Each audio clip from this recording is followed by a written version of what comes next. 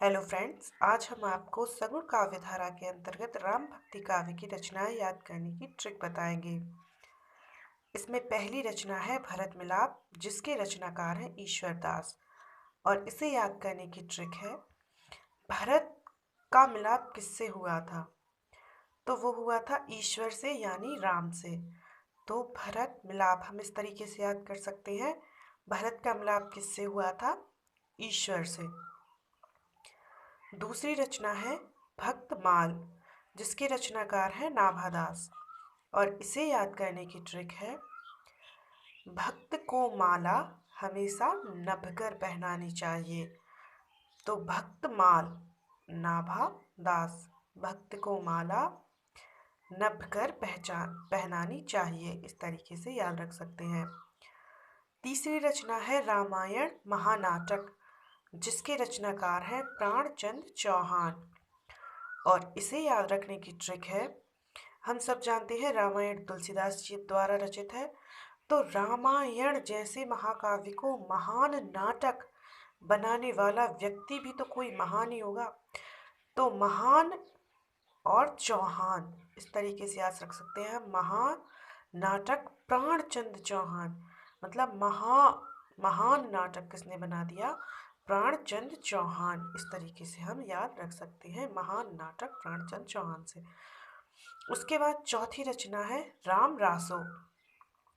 और इसे याद रखने की बड़ी फनी ट्रिक है, जहाँ भी रास शब्द दिख जाता है वहाँ भगवान श्री कृष्ण का नाम बहुत जल्दी याद आता है। तो इसे रास से हम याद रखेंगे माधव दास, यानी भगवान श्री कृष्ण का एक नाम माधव भी था। तो हम इस तरीके से याद रख सकते हैं राम रासो, माधव दास। अगली रचना है पौरुष्य रामायण, जिसके रचनाकार हैं नरहरि वारहट। और इसे याद रखने की ट्रिक है, जैसे वाल्मीकि जी ने रामायण लिखी थी, तो उन्हें अपौरुषीय माना जाता था, मतलब उन्हें उनकी गणना देवताओं में की जाती थी। फिर उसके बाद एक पौरुषीय रामायण रची गई, जो किस नरहरि वारहट द्वारा रचित हो गई। तो पौरुषीय रामायण यानी पुरुष रूपी रामायण किसने लिखी? एक नर ही लिख सकता है। तो इसे इस ट्रिक से याद रख सकते हैं, पौरुष्य नर, पौरुष्य रामायण नरहरि वारहट, इस तरीके से कोरिलेट करके याद रख सकते हैं। उसके बाद छठवीं रचना है हनुमान नाटक, जिसके रचनाकार हैं हृदय राम। और इसे ये याद रखने की ट्रिक है, हनुमान नाटक हा और हृदय राम में भी हा है, तो हम शब्दों को जोड़कर याद रख सकते हैं, हा हनुमान नाटक और हा से हृदय राम। उसके बाद सातवीं रचना है अवध विलास, जिसके रचनाकार हैं लाल दास। और इसे याद रखने की थोड़ी सी ट्रिकी ट्रिक है, अवध विलास, इस शब्द को पकड़ते हैं तो अवध का विलास। तो अवध में विलास कब हुआ? जब वहाँ पर कौशल्या के लाल ने जन्म लिया। तो अवध विलास लाल दास, हम इस तरीके से याद कर सकते हैं कि अवध में विलास कब हुआ? जब वहाँ पर कौशल्या के लाल ने जन्म लिया। तो अवध विलास लाल दास। उसके बाद अगली रचना है रामचंद्रिका, जिसके रचनाकार केशव दास हैं। और केशव दास द्वारा और भी रचनाएं रची गई हैं, जैसे कवि प्रिया, रसिक प्रिया, छंदमाला।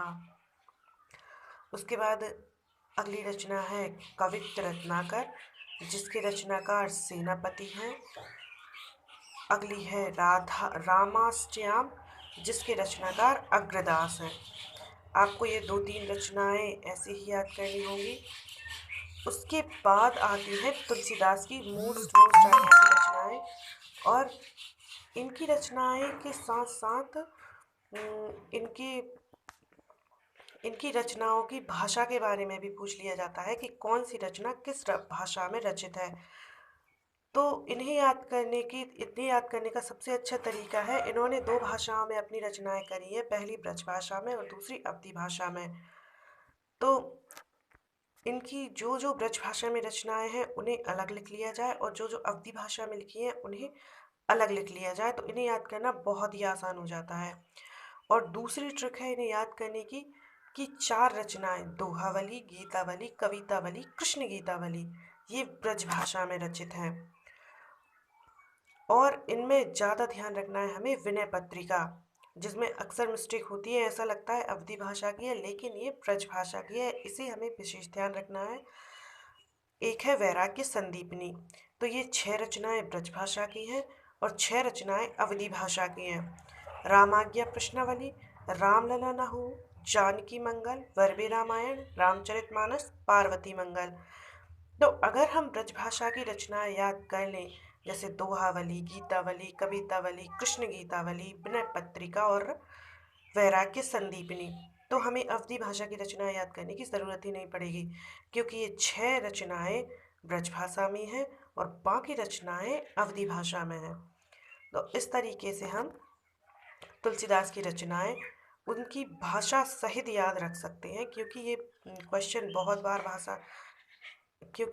बहुत बार एग्जाम्स में आता है कि कौन सी रचना किस भाषा में रचित है। और ये विनय पत्रिका तो बहुत ही मोस्ट IMP है कि ये ब्रज भाषा में रचित है और ये क्वेश्चन बार बार आता है। तो आई होप कि इस वीडियो से आप लोगों को कुछ मदद हो, और इसी के साथ हमारा भक्ति काल समाप्त होता है। अगली वीडियो वैदिक काल पर आएगी। So thank you.